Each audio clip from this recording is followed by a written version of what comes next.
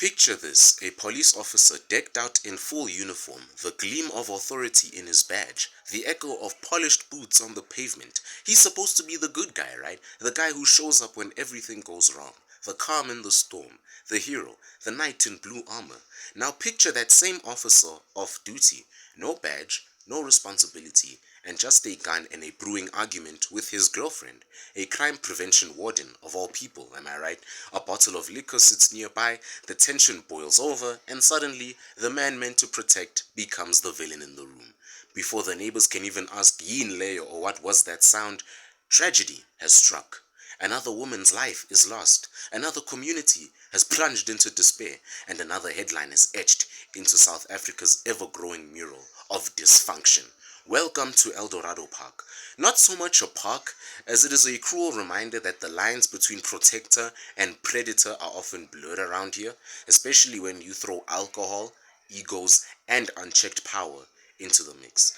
Let's start with the obvious culprit in the story, right? Alcohol.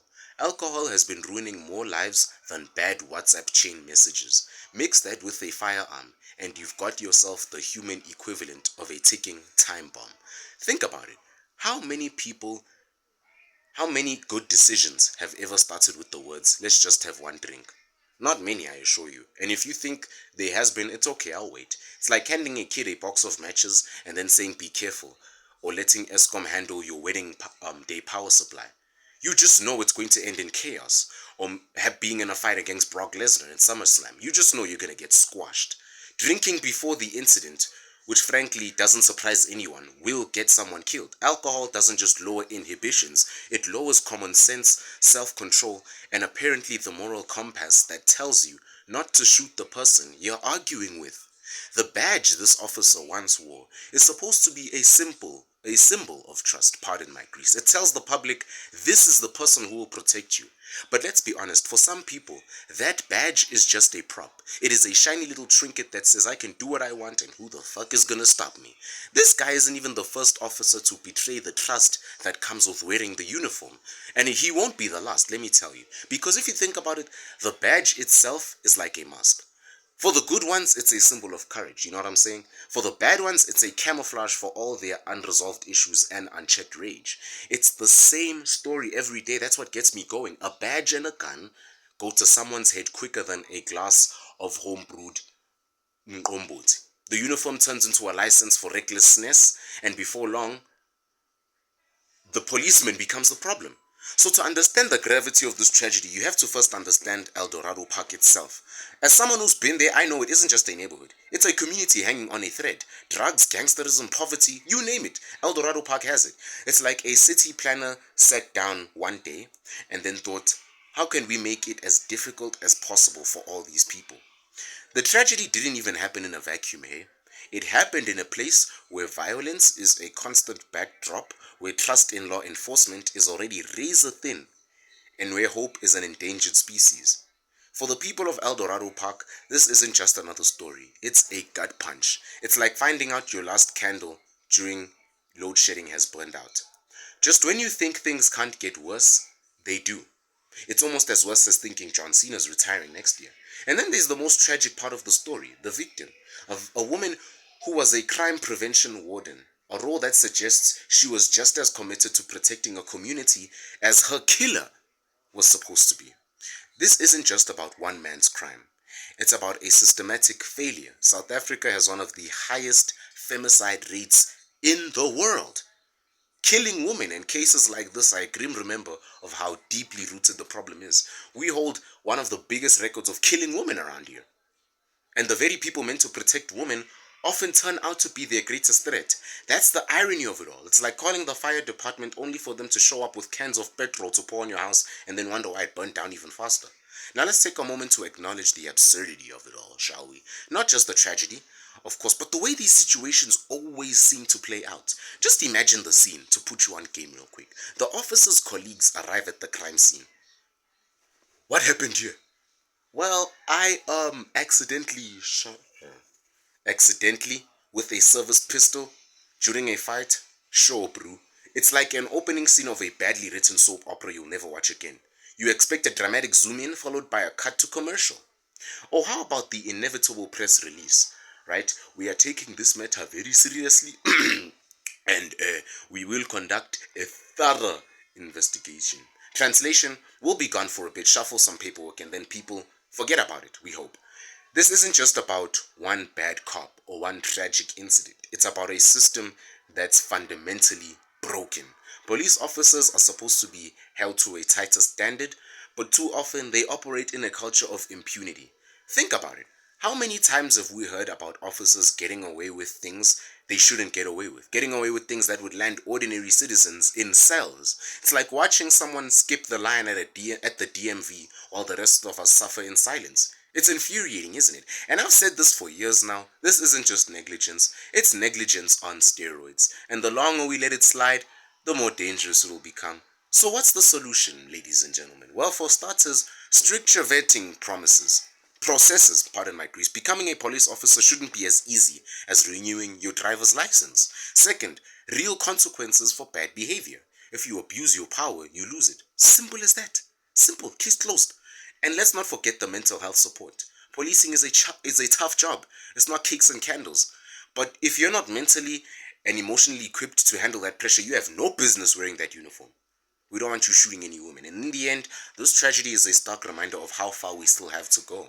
It's a wake-up call for a system that's long overdue. And while it's easy to feel hopeless, maybe, just maybe, this is the moment you finally start to demand better. As members of Dorado Park, better training, better accountability, better everything. Let's zoom out for a second and talk about the larger picture, because believe it or not, this tragic story isn't just about one police officer or one woman's untimely death.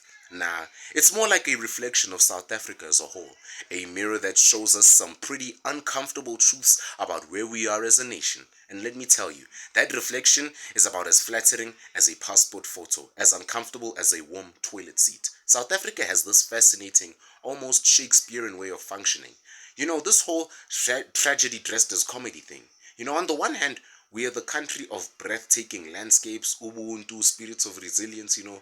And then on the other hand, we are the country of ESCOM potholes that require their own GPS coordinates and a crime rate so high it could qualify as an Olympic sport. Even higher than how Snoop Dogg gets every time he sparks his blunts. And this didn't happen in a vacuum. They are the result of a toxic cocktail of systematic failures, unchecked power, and societal dysfunction. It's like baking a cake with spoiled ingredients, and then you act surprised when it comes out tasting like regret itself. Let's talk about the elephant in the room. South Africa's culture of violence, right? And no, I'm not just talking about the violent crime statistics, although they are high enough to give you vertigo. I'm talking about the way violence has been normalized in our society. Think about it like this. From an early age, many South Africans grow up seeing violence as a way to solve problems. Protesting, everything. Disputes are settled with fists, not words. Respect is earned through intimidation, not understanding. My generation grew up watching Batista and Brock Lesnar. We've become this national school of conflict run by WWE wrestlers. And where does this all lead? It leads to stories like this one, where a police officer, a person trained to de-escalate situations, ends up escalating one to its absolute worst conclusion. It's a tragic irony, like hiring a vegetarian chef for a steakhouse or expecting Telkom to fix your Wi-Fi on time. Now, let's talk about power, or rather, what power does to people, if you know what I'm saying. There's a famous saying that goes, power corrupts, and absolute power corrupts absolutely. While in South Africa, it seems like even a tiny bit of power can turn the average South African into a full-blown despot. Take this officer, for example, the one who killed his girlfriend. On paper, he's a servant of the people, someone who's supposed to uphold the law and protect the vulnerable. But the moment you give him a badge and a gun and a little authority, suddenly he thinks he's untouchable. Suddenly he thinks he's Van Damme. It's the same mentality you see in those bouncers at the dodgy nightclubs. You know, the ones who think they're auditioning for a Fast and Furious movie just because they have a flashlight. And it's not just about the police. This power problem extends to politicians, CEOs, and even that one guy in your WhatsApp group who insists on being the admin and pretends he's better than everybody else. The moment someone gets a taste of authority, they forget that it's supposed to be serving others. It's supposed to be about serving others, not serving themselves. Now let's dig into the gender aspect of this tragedy, because you can't talk about the story without really addressing the glaring issue of femicide in South Africa, unfortunately. You see, we live in a country where women are more likely to be harmed by someone than get married or by a random stranger. Let that sink in for a moment. They are more likely to get killed by someone they love than a random stranger. Someone who's supposed to protect and love women are often the ones who pose the greatest threat to them. It's almost funny if you think about it. It's like living in a house where the burglar's already inside, chilling on your couch, eating your snacks, and then asking for the Wi-Fi password so that he knows how to burgle your house without you noticing.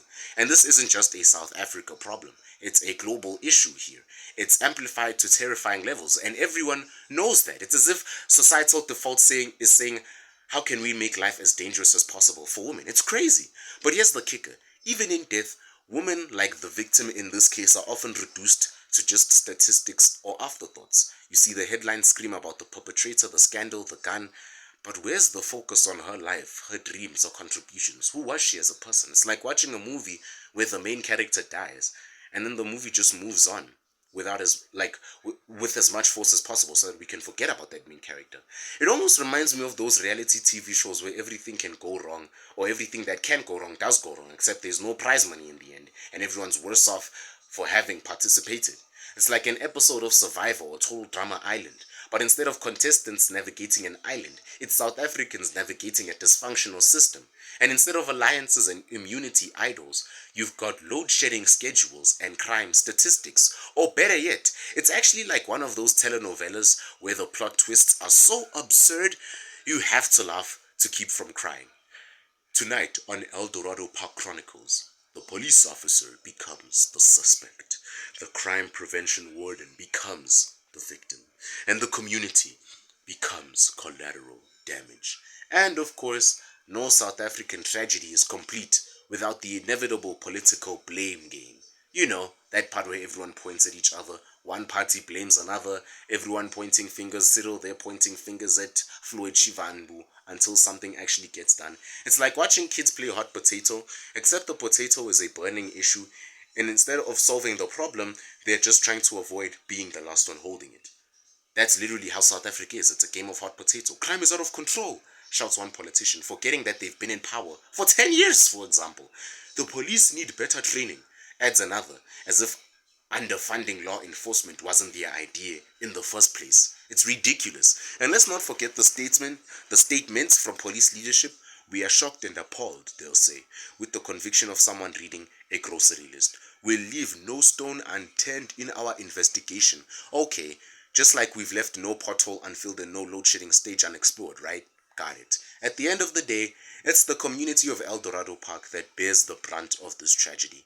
They're really the ones who have to wake up every day knowing that the very people meant to protect them are often part of the problem, if not the problems themselves. Just imagine living in a place where you're more afraid of the police than the criminals.